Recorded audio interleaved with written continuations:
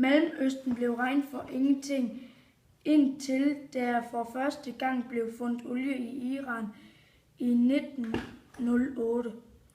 Olien var ikke noget værd på daværende tidspunkt, da folk var afhængige af kul, træ og vandkraftenergien.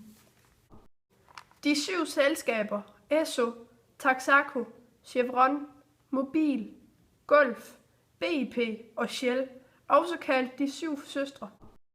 De forudså fordelen ved at bruge olien. Der var mindre CO2-udslip og mindre arbejde. De lavede en kontrakt med de olieproducerende lande i Mellemøsten om, at for hvert tønde råolie de tog op, skulle de betale en brøkdel af værdien i afgift. Da de 7 søstre begyndte at skovle penge ind, indser Mellemøsten først, hvor groft de er blevet snydt. I 1960 oprettede Mellemøsten organisationen OPEC for at lægge pres på de 7 søstre og den rige verden. Oliestaterne fandt ud af at koble olien og politikken sammen. I 1967 kom seksdageskrigen. Der kom små prisstigninger på grund af krigen. I 1973 gjorde OPC det, at de skar 5% ned af olieproduktionen og truede med at skære yderligere 5% ned hver måned, indtil Israel gav op. På 2 måneder steg olierne med 40%, det vil sige 4 gange så meget. Folk gik over i olieproduktionen. De mente, det var nemt og en bedre løsning.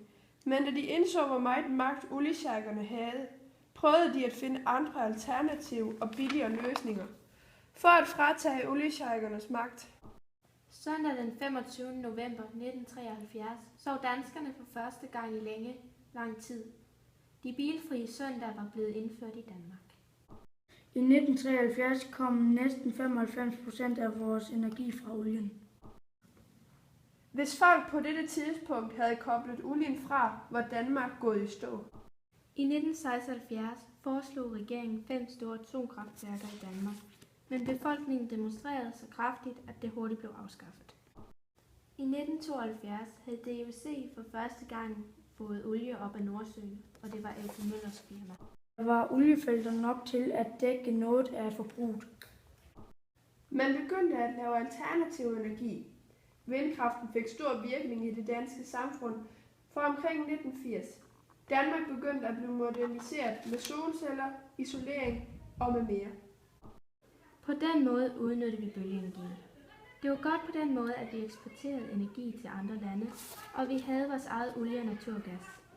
Men udgifterne for staten var alt for stor en økonomisk mundfuld, da de skulle give så mange tilskud til de private virksomheder. I 1973 var olien billigere, end den var i 1990.